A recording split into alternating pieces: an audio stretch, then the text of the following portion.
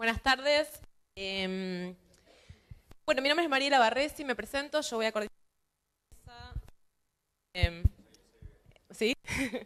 Multiculturalidad y pueblos originarios. Tenemos la suerte de contar con un panel excelente, presidido por el doctor Benigno Rojas, y los panelistas Jorge Paladines Rodríguez, Mirna Villegas Díaz y Elizabeth Gómez Alcorta. Vamos a tener unas presentaciones de aproximadamente 15 minutos y luego, en la medida que nos quede tiempo, vamos a abrir a preguntas, debates y demás. Así que bueno, comencemos así, tenemos tiempo para preguntas. La primera presentación entonces va a ser de Benigno Rojas, director del Instituto de Ciencias Penales del Paraguay y representante de la AIDP.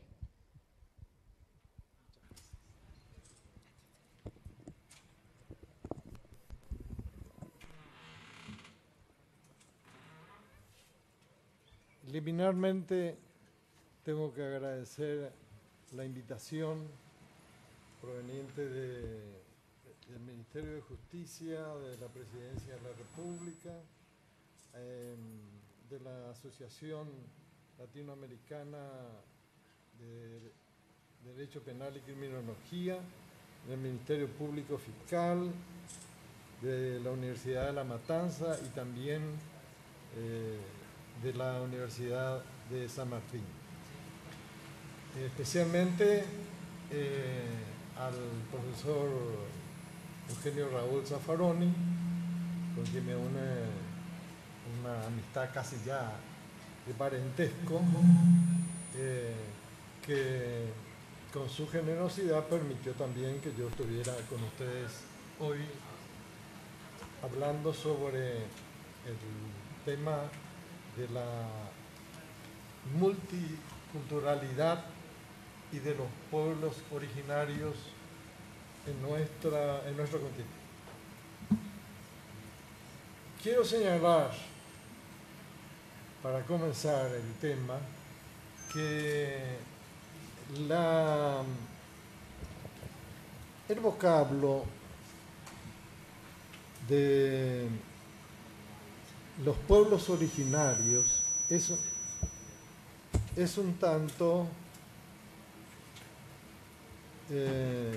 equívoco, pues no podemos decir con precisión que los pueblos originarios sean los que se recibieron en el momento que aparecieron los conquistadores, en lo que hoy se denomina América injustamente, que tenía otro nombre para los que estaban habitando esta región. Yo no voy a entrar a tocar temas de otros países, sino yo voy a hablar de los guaraníes exclusivamente, y haciendo alguna pequeña referencia naturalmente con otras culturas como la azteca o la maya y también la incaica. Pero brevemente sobre estas culturas más evolucionadas que los guaraníes en algunos aspectos, y en otros aspectos naturalmente que los guaraníes también tenían sus conocimientos científicos, en especial en la ciencia médica y también en materia de agricultura. Por eso, hablar de pueblos originarios, he dicho, es un tema un tanto complejo. Nosotros no podemos asegurar que estos pueblos son los originarios de América. Algunas tesis se refieren a que provienen de los primitivos habitantes. Voy a tratar de no llamar de ninguna manera indios, porque esa es una equivocación que se tuvo creyendo que Colón estaba llegando a las Indias. Entonces, lo de pueblo originario me parece un poco más amplio, pero también tenemos que reconocer que no es muy preciso. Los habitantes de esta región, algunos piensan que aparecieron por el Estrecho de Bering, otros por Panamá, otros vinieron en embarcaciones bastante difíciles para poder cruzar de África a América. Un poco difícil y hasta quizá imposible. Mi tesis con respecto a eso, quiero señalar que es un poco difícil que el ser humano haya sido únicamente producto de una evolución en un solo lugar, en un solo continente. Algunos aseguran que el primer hombre es proveniente de África.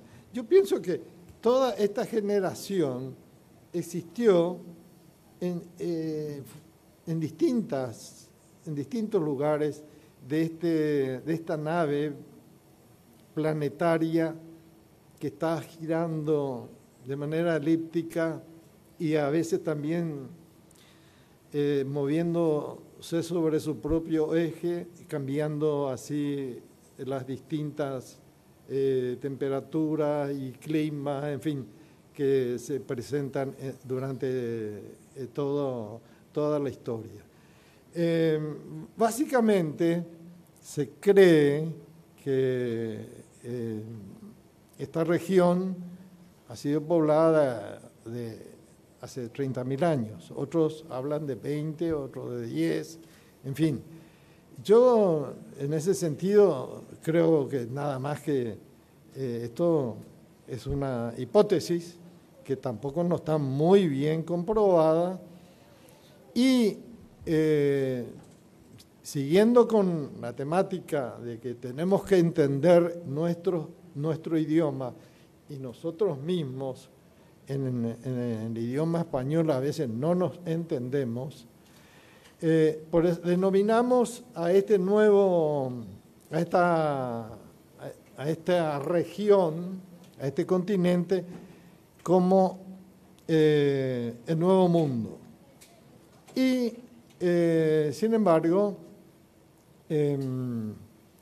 a Europa, el Viejo Mundo. Pero ahí está otra vez una contradicción. ¿Cuándo se creó América? ¿Se creó antes de Europa? ¿O Europa es posterior? ¿O Asia no existía antes? Nosotros no nos recordamos absolutamente de que la generación cultural proviene de muchos años antes que Europa, que en un momento era salvaje. Bueno, después fue evolucionando a través de conquistas diferentes, así como también las conquistas que se produjeron acá en nuestro territorio que hoy denominamos Nuevo Mundo o América. Que yo no apruebo eso. Yo entiendo que por ejemplo,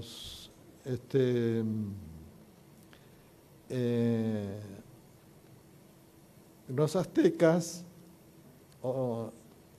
denominaban Anahuac, una región de Colombia le llamaban Bugá, Yala, en fin, había distintas denominaciones y nosotros, vamos a decir, los guaraníes llamábamos Guarania, según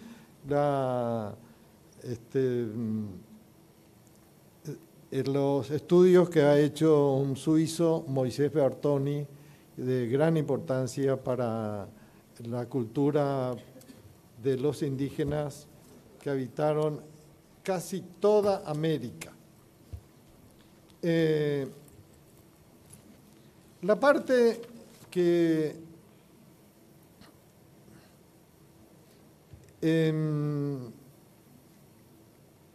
debemos estudiar es que las distintas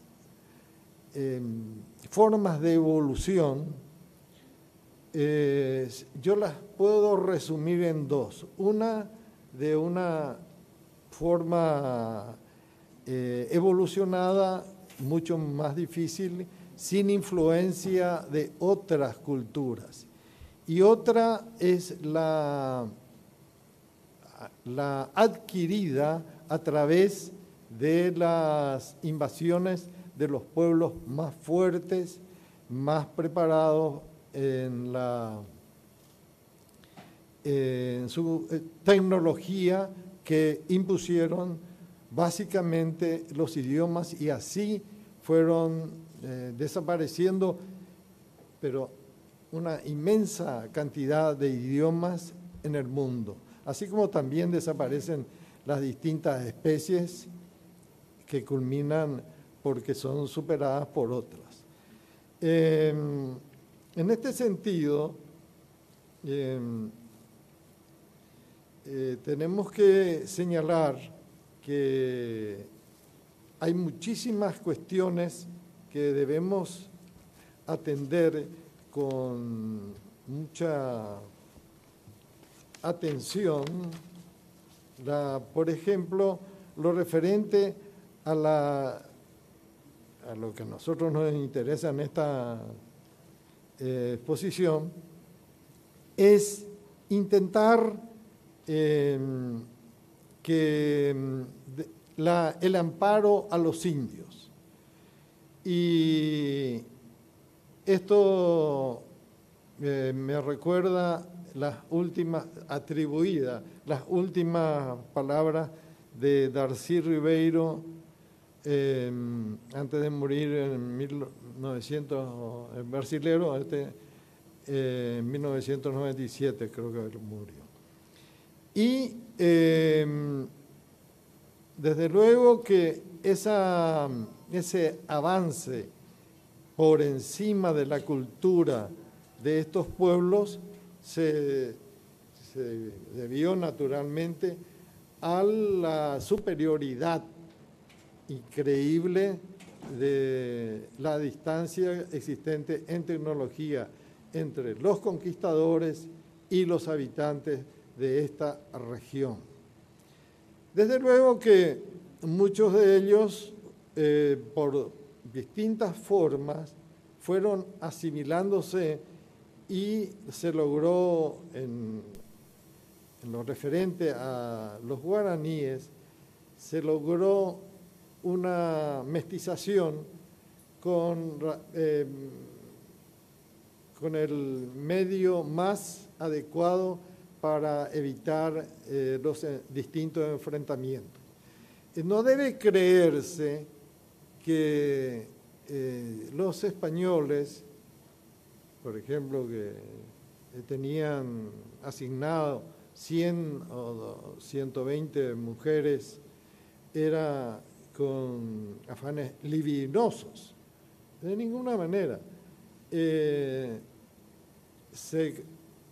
Domingo Martínez de Irala, el primer gobernador del Paraguay, tuvo 120 mujeres, y eso lo hacía para lograr atraer, y en lugar de luchar y matar a los indios, era preferible tenerlos con ellos a través de las distintas relaciones con otras familias, y naturalmente lo importante en este caso era generalmente en pro de una concordia, de una paz adecuada. Respecto a eso, quiero recordarles a ustedes, sí, que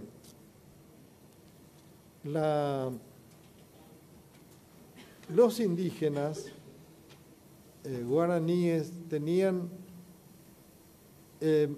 un concepto muy preciso de su manera de gobernar.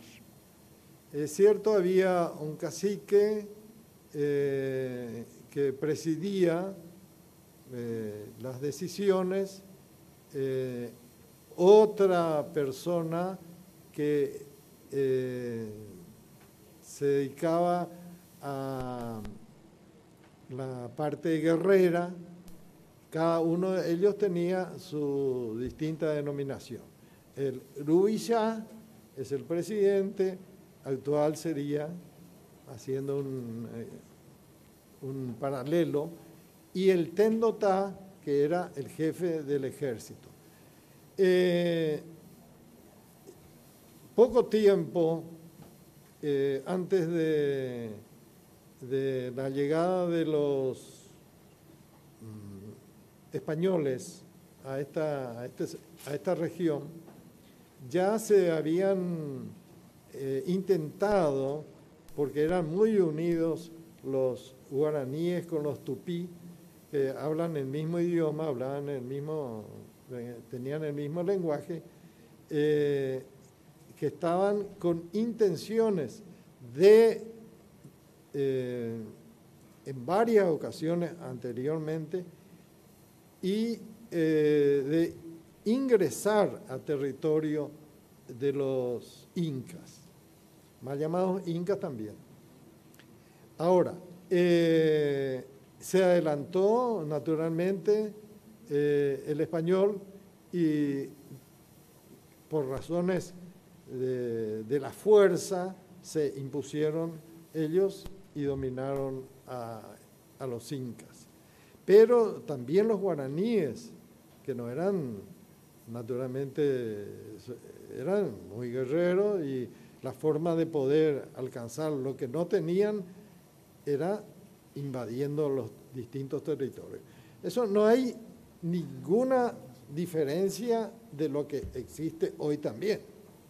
Entonces, ante esa circunstancia, podemos decir que tanto los indios guaraníes,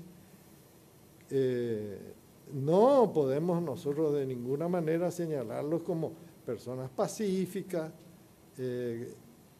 como personas que no han absolutamente logrado invadir a otras regiones y también tener sus distintos delitos. Por eso nosotros tenemos, quedan naturalmente restos de un derecho penal guaranítico, en donde se conoce el asesinato, se conoce el robo, es decir, yucá, el robo mondá, también se castigaba la violación. En fin, todos estos detalles son muy importantes para señalar que nuestros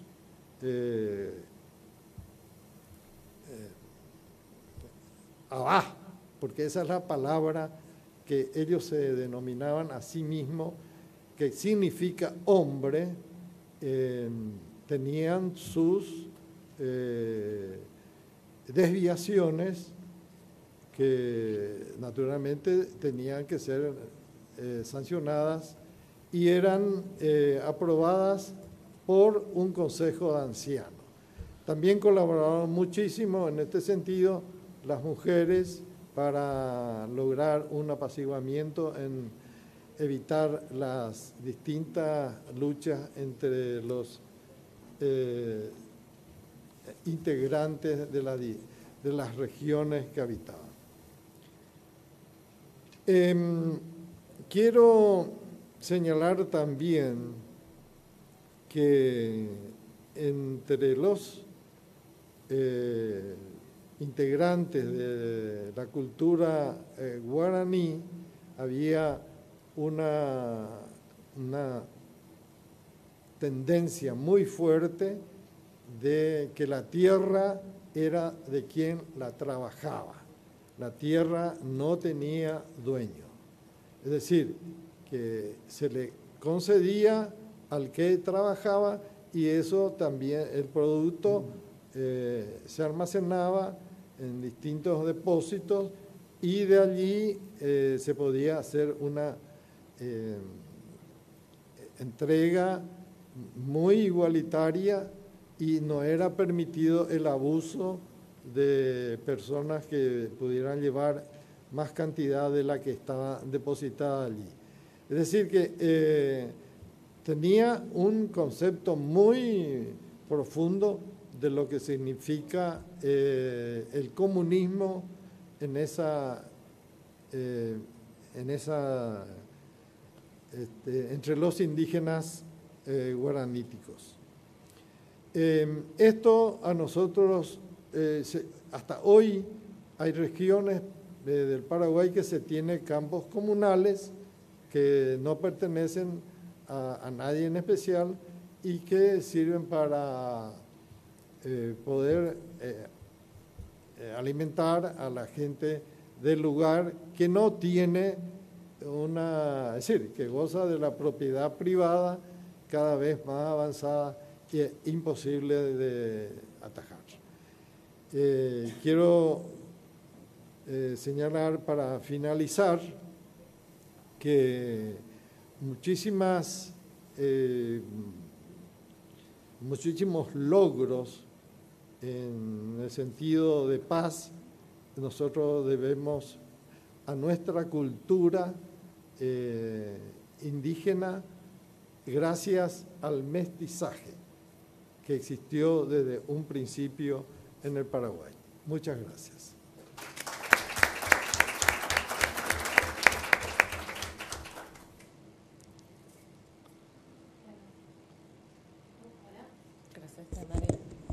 Muchas gracias, profesor.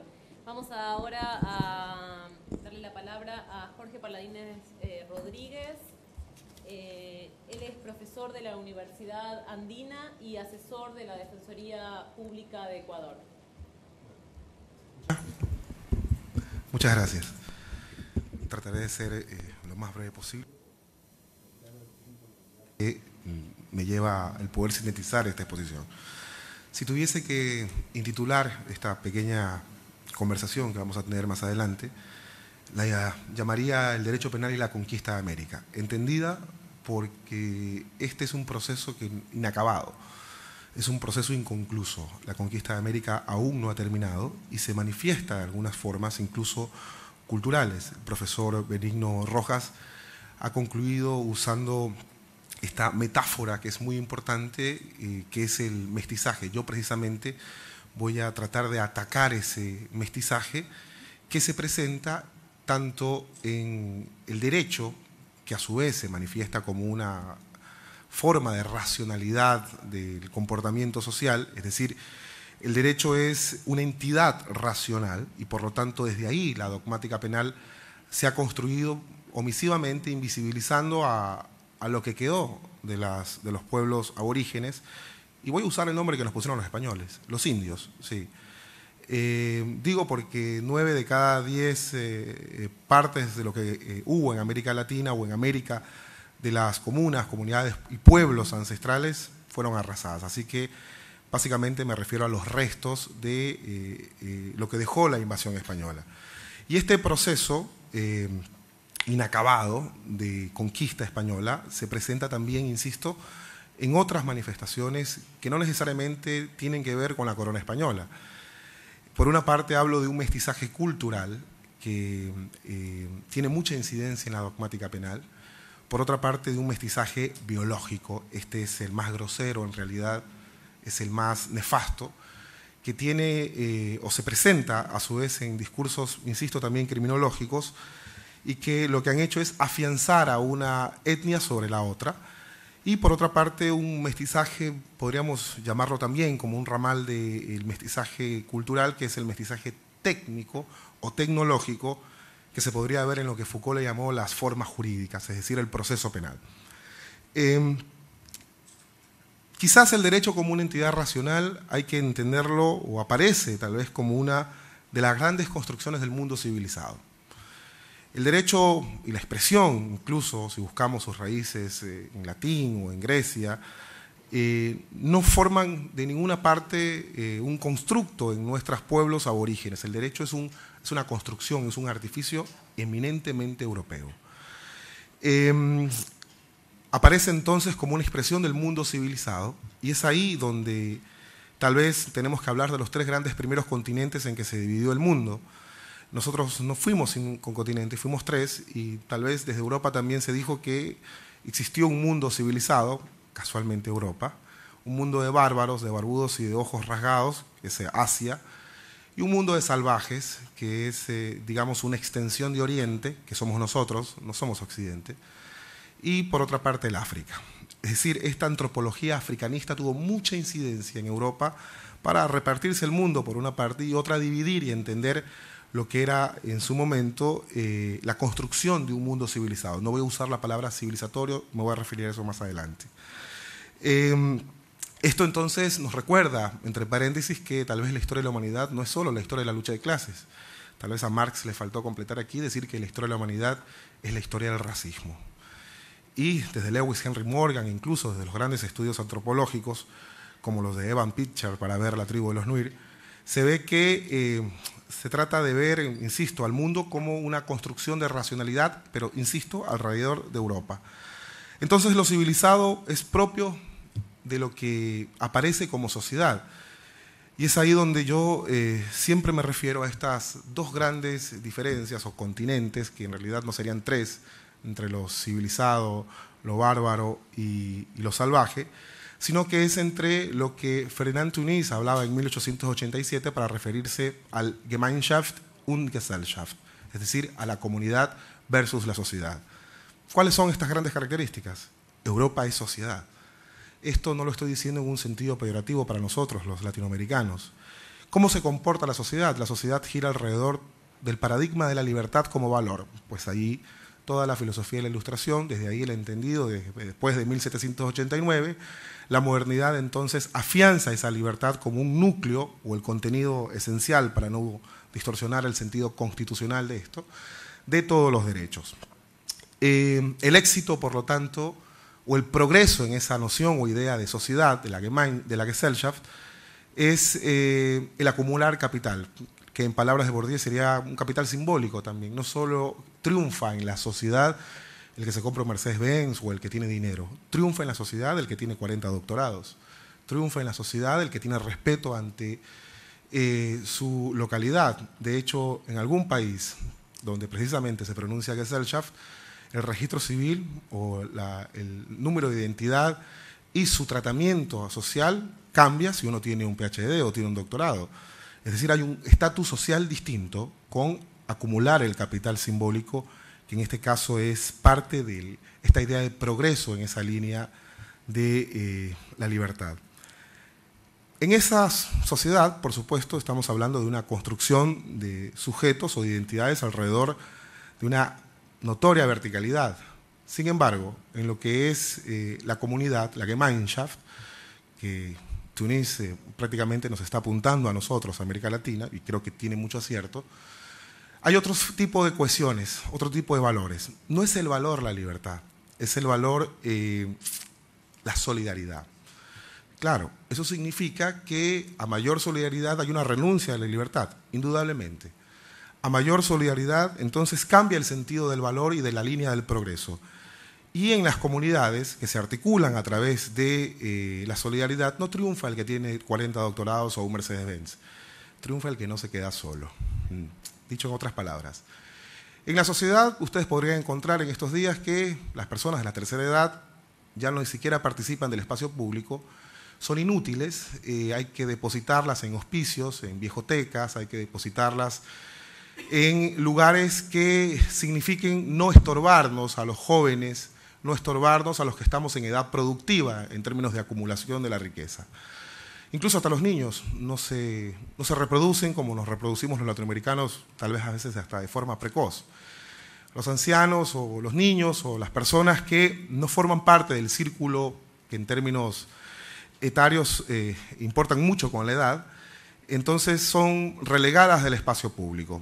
En la comunidad, aunque sean personas adultas mayores, están con nosotros. Generalmente no los abandonamos.